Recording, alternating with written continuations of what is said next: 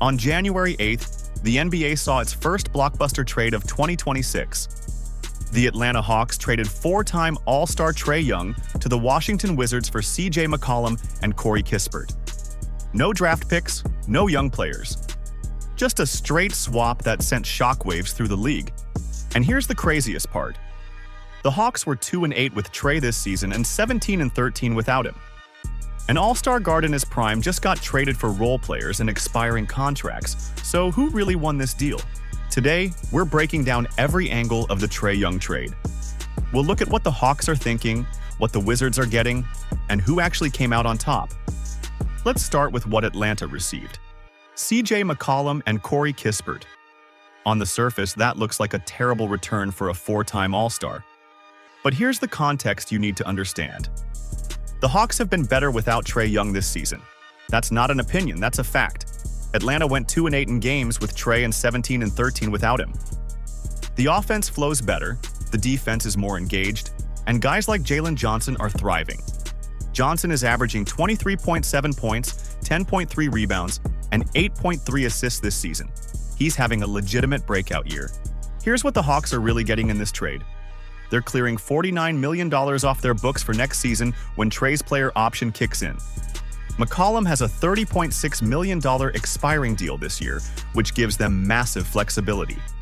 Kispert is a career 38.3% three-point shooter on a team-friendly contract that fits perfectly with their young core. Atlanta is building around Jalen Johnson, Dyson Daniels, Nickel Alexander-Walker, Zachary Risacher, and Onyeka Okongwu. That's a young, athletic, versatile group that plays elite defense. Dyson Daniels is averaging 11.9 points per game and leading the league in steals. Zachary Risacher, the first overall pick in 2024, is showing flashes of two-way potential. This isn't a rebuilding team. This is a playoff team that just needed to move on from a star who didn't fit. Adding Kispert's shooting and McCollum's playoff experience makes them even better. And with over $70 million in cap space opening up next summer, the Hawks can now pursue someone like Anthony Davis without having two max contracts on the books. This wasn't the Hawks giving up on winning. This was them realizing Trae Young wasn't the path to a championship. The numbers don't lie. They're a better team when he's on the bench.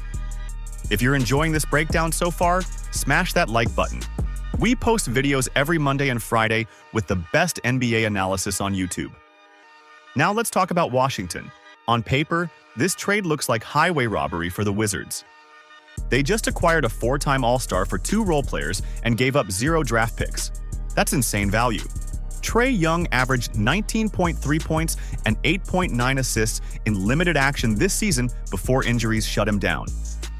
When healthy, he's one of the best pick-and-roll playmakers in the NBA. During his time in Atlanta, the Hawks' offense ranked top 15 in the league every single season since 2019. In 2021 and 2022, they had the #1 offense in the NBA, and Trae was the engine. He's led the league in assists multiple times. When Trae Young runs your offense, you're going to score points. The question has always been whether you can win a championship with him, and the Wizards desperately needed that. Washington ranks 27th in offensive efficiency and has gotten the 7th fewest points per game from their guards this season. Here's the young core Trae will be playing with. Alex Sarr, the second overall pick in 2024, is averaging 17.3 points and 7.5 rebounds while showing elite rim protection. Trae Johnson, the 6th pick in 2025, is putting up 12.3 points per game as a rookie. Bilal Coulibaly and Keshawn George give them versatile wings who can defend multiple positions. None of those guys are primary playmakers. They're all scorers and defenders who need someone to create for them. That's exactly what Trae Young does at an elite level. Sarr will finally have a true pick-and-roll partner. Johnson will get cleaner looks instead of forcing his own offense. The fit makes perfect sense. And the Wizards didn't give up any draft picks or young assets. This was a pure value play to add an all-star for basically nothing. But there's a problem. The Wizards have a top 8 protected pick they owe to the New York Knicks from a previous trade. If their 2026 first-round pick falls outside the top 8, it goes to New York. If it lands in the top 8, they keep it. And with the 2026 draft class being absolutely stacked, that pick is incredibly valuable. A.J. Dybantsa is a 6'9" wing at BYU who scouts compare to Paul George. Darren Peterson at Kansas is a scoring guard some people say could be the next Anthony Edwards. Cameron Boozer at Duke is one of the most productive high school players we've ever seen. NBA executives are calling this the best top 5 draft class in 15 years. The Wizards were 10-26 before this trade, which had them in prime position for a top 3 pick.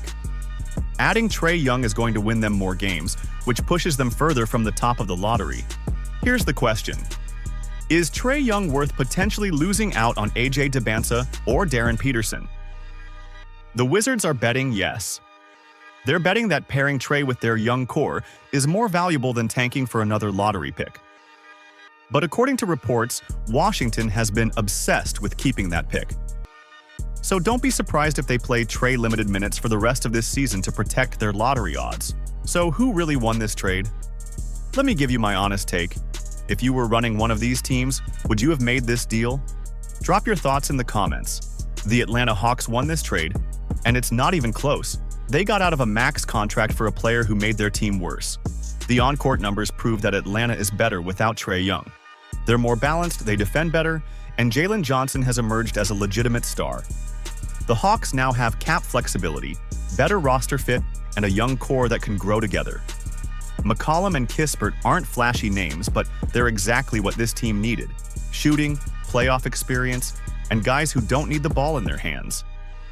And with Anthony Davis potentially available at the trade deadline, Atlanta just opened the door to make a championship-caliber move. The Wizards got good value on paper, but they might have just cost themselves a generational draft pick. Trae Young is currently injured with an MCL sprain and quad contusion, so he might not even play much this season. If Washington wins too many games and loses their top 8 protected pick to the Knicks, this trade will haunt them for years. They'll have added an all-star but missed out on drafting the next face of their franchise. The Trae Young trade is one of the most fascinating deals we've seen in years. An all-star in his prime got moved for role players and no draft picks. The Hawks are betting they can build a championship contender without him. The Wizards are betting Trae Young is the missing piece to accelerate their rebuild. We won't know who really won for another few years, but right now, Atlanta looks like the clear winner. If you enjoyed this breakdown, make sure you subscribe for more NBA analysis. We post every Monday and Friday breaking down everything happening around the league.